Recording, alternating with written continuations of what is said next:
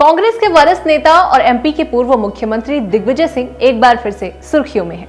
दरअसल दिग्विजय सिंह ने एक पोस्टर शेयर किया है जिसमें उन्होंने लिखा है कि सदाशिवराव गोलवलकर ने अपनी पुस्तक वी और आवर नेशनलहुड डिफाइंड में स्पष्ट लिखा है कि जब भी सत्ता हाथ में आए तो सबसे पहले सरकार की संपत्ति, जमीन और जंगल राज्यों के 2-3 विश्वस्त अमीरों को सौंप दें। 95% जनता को भिखारी बना दो, उसके बाद सत्ता जन्मों तक हाथ से नहीं जाएगी। मैं जीवन भर अंग्रेजों का गुलाम रहने को तैयार हूं, लेकिन मुझे ऐसी आजादी नहीं चाहिए जो कि दलितों, पिछड़ों और मुसलमानों को समान अधिकार दे। जिसके चलते इन पर आरोप लगाया गया है कि उन्होंने दलितों, पिछड़ों, मुसलमानों और हिंदुओं के बीच वैमनस्य पैदा कर वर्ग संघर्ष भड़काने की कोशिश की है।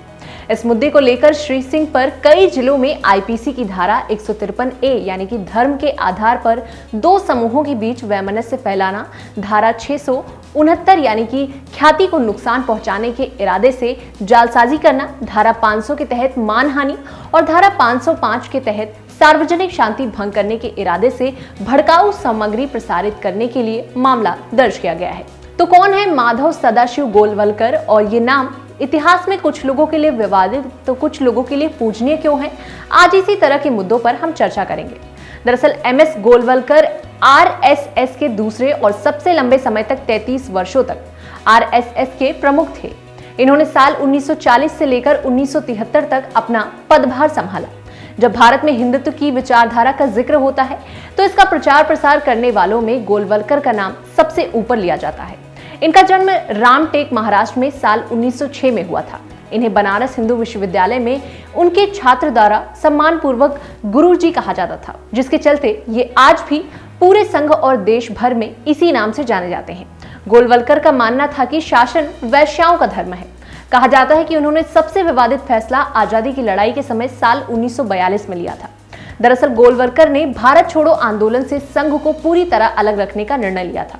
आरएसएस पर किताब लिखने वाले लेखक नीलांजन मुखोपाध्याय का कहना है कि साल 1930-31 के दौरान गांधी जी के दांडी मार्च के बाद संघ के संस्थापक डॉक्टर हेडगेवार भी सविनय अवज्ञा आंदोलन में राष्ट्रीय स्वयंसेवक संघ से बतौर संगठन नहीं जुड़े थे। हालांकि संघ के लोगों को व्यक्तिगत रूप से उपस्थित होने की अनुमति थी। उनका कहना था कि विभाजन के समय स्वयंसेवकों के अतिरिक्त हिंदुओं के लिए सुरक्षा का कोई साधन नहीं था। उनके मुताबिक भारत में हिंदू शासन प्रणाली को लागू किया जाना चाहिए था, जिसके चलते कुछ लोग इन्हें अन्य धर्मों का विरोधी भी बताते हैं। इसके बाद भी इनके विचार इतने संयमित थे कि जवाहरलाल नेहरू, लाल बहादुर शास्त्री से लेकर अटल बिहारी वाजपेयी तक इनसे काफी प्रभावित थे। साल 1962 में चीन के साथ युद्ध के दौरान संघ ने महत्वपूर्ण भूमिका निभाई थी, जिससे पंडित नेहरू इतने प्रभावित हुए कि आरएसएस की एक टुकड़ी को 1963 के गणतंत्र दिवस परेड में पूरी वर्दी और बैंड के साथ भाग लेने की अनुमति दी। 1965 के युद्ध के दौरान भी गोलवलकर उन लोगों में से एक थे जिसने तत्कालीन पीएम लाल बहादुर शास्त्री ने सलाह ली थी। पूर्व पीएम अटल बिहारी के बारे में कहा जाता है कि वाजपेयी गोलवलकर की मौजूदगी में भी कुर्सी पर कभी नहीं बैठकर जमीन पर बैठते थे। गोलवलकर के कई विचार आज भी आपको भारतीय परिदृश्य में दिख जाएंगे।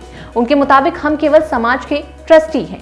जब हम सच्चे ट्रस्टी बनते हैं तभी हम समाज की सर्वोत्तम सेवा कर सकते हैं। इसी विचारधारा से जुड़ा हुआ पब्लिक ट्रस्ट डॉक्ट्रिन है, जिसे पर्यावरण संरक्षण का आधार माना जाता है। गोलवलकर के मुताबिक उपभोक्तावाद हिंदू संस्कृति की भावना के अनुकूल नहीं है और अधिकतम उत्पादन और समान वितरण को ही भारत का आदर्श वाक्य होना चाहिए। उनका मानना था कि बेरोजगारी और अल्प रोजगार की समस्या से युद्ध स्तर पर निपटा जाना चाहिए और इसी से भारत का विकास संभव है। तो बस आज की वीडियो में इतना ही। फिर मिलेंगे एक नई वीडियो के साथ। तब तक के लिए पढ़ते रहें, बढ़ते रहें। नमस्कार।